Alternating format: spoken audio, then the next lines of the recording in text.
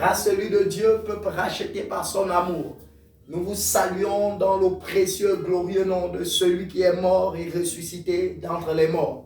Il est le premier-né d'entre les morts. Il est le premier d'entre les vivants. Car en réalité, sans lui, il n'y a pas la vie. Colossiens dit que tout est sorti de lui et tout repartira à lui. C'est pourquoi nous qui sommes sortis de lui, nous voulons nous attabler avec lui. Nous voulons partager son évangile par la grâce de son Esprit Saint qui a pour but de nous conduire dans toute la vérité, uniquement la vérité. Jean chapitre 3, nous lisons les 3 premiers versets pour nous entretenir sur le thème docteur face à docteur. Docteur face au docteur. Voici ce que nous dit la parole de Dieu. Mais il eut un homme d'entre les pharisiens nommé Nicodème, un chef des Juifs, qui vint lui auprès de Jésus de nuit et lui dit: Rabbi, nous savons que tu es un docteur venu de Dieu, car personne ne peut faire des miracles que tu fais si Dieu n'est avec lui. Jésus lui répondit: en vérité, je te le dis, si un homme ne naît de nouveau, il ne peut voir le royaume de Dieu. De docteur de la loi face au docteur de l'évangile. Messieurs et madame, chers internautes, race élue par l'amour de Dieu, le sacrifice de la croix, il faut que le corps du Christ comprenne que la dispensation de l'œuvre de la croix nous exige de comprendre les exigences du royaume. Nous exige de comprendre les fondements qui doivent nous conduire à rentrer dans la félicité céleste. Et là, c'est le Christ qui l'a dit.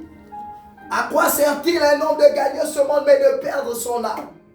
Et voici le docteur de la loi qui lui est attaché au monde, qui lui est attaché à la pensée des hommes, qui lui est attaché à la réputation. Le Christ leur dira dans Matthieu 23, il dira: malheur à vous pharisiens et scribes, car vous aimez avoir des longues robes, vous voulez les salutations. Et voici comment le corps du Christ est rentré dans le pharisianisme, attaché aux vêtements sacerdotaux. Ils deviennent aujourd'hui, l'Église devient semblable à ces tombeaux blanchis. Nous sommes dans le paraître, mais les choses du royaume ont été délaissées. Il arrive de nuit parce que il est conscient, ils sont conscients de ce que vous portez et que nous portons le message qui confère la vie. Mais devant les hommes à qui ils ont présenté le mensonge, ils ne sont plus prêts à le reconnaître. C'est pourquoi il arrive. Il ne vient pas parler en son nom. Il dit: nous savons que tu es un docteur venu de Dieu. Qu'est-ce que ça dit, le docteur? Il reconnaît, si lui il est venu de Dieu, c'est qu'eux ils sont venus de qui? Ils sont venus de l'homme, ils sont venus de Moïse. Ils sont des docteurs du ministère de la mort. 1 Corinthiens, l'apôtre Paul, il dit quoi? Que la loi écrite sur les pierres symbolisait le ministère de la mort. Ils sont docteurs du ministère de la mort, la loi. Gloire à Jésus, je suis docteur de l'évangile qui confère la vie. Et là, il est devant le souverain docteur, celui de l'évangile. Et là, lui ne va pas tergiverser parce que le ministère doctoral repose sur la doctrine de la croix. Et là, il va nous présenter les 2 éléments qui préfiguraient le véritable salut par l'œuvre de la croix. Il va lui dire, de la même façon, Moïse a élevé le serpent des reins. Pourquoi il prend Moïse? Pourquoi il prend le serpent des reins? Parce qu'il sait que lui, c'était le docteur de la loi. Il dit, de la même façon, Moïse a élevé le serpent des reins. Il faut que le Fils de l'homme soit élevé. C'était une question en réalité, c'était une question d'œuvre de la croix. Es-tu resté à la perche du serpent des reins ou es-tu dans le message de la croix? Et là, Nicodème sortira la plus grande bêtise des 66 livres de la Bible. Ce que le pécheur Pierre comprend. Ce que les hommes sans instruction pour prendre le livre de Actes des Apôtres chapitre 3 Des personnes qui n'avaient pas les salutations dans les places publiques comprennent rapidement. Le docteur de la loi. Et là, le Christ est clair. Il dit, tu es le docteur d'Israël. Il ne dit pas, tu es un des docteurs. Pourtant, à cette époque, il y a plusieurs docteurs. Il lui dit, tu es le docteur. Et donc, le Christ reconnaissait en lui le meilleur de tous. Tu es l'évangéliste. Tu es le prophète. Tu es l'apôtre. Tu es le docteur. Mais tu ne sais pas que le message de l'Église de Christ repose sur l'œuvre de la croix.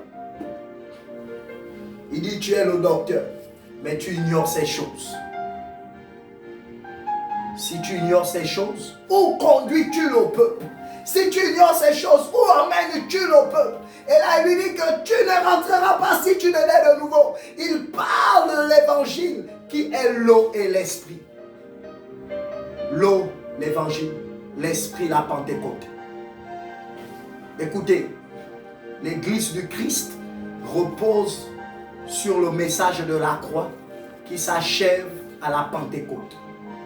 Si ce message n'est pas libéré, tu fais partie intégrante de ceux qui écoutent les docteurs qui conduisent vers la mort. Et la Bible dit, dans les derniers temps, il viendra deux catégories de ministères qu'il faut avoir peur. C'est le ministère prophétique et doctoral. Il parle des faux prophètes et des faux docteurs. Qu'est-ce que l'on t'enseigne? Est-ce qu'on te parle de l'œuvre de la croix ou on te parle d'autre chose?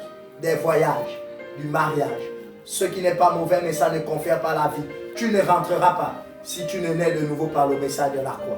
Sois béni et que la révélation de la croix soit ton partage. Sois béni et que tu prennes conscience, Église du Christ, que le message de la croix, c'est ce qui te fera rentrer dans le royaume, car il possède l'eau et l'esprit. Que la paix de Dieu soit avec vous et que la révélation de Christ soit votre partage. Au nom de Christ Jésus. Amen.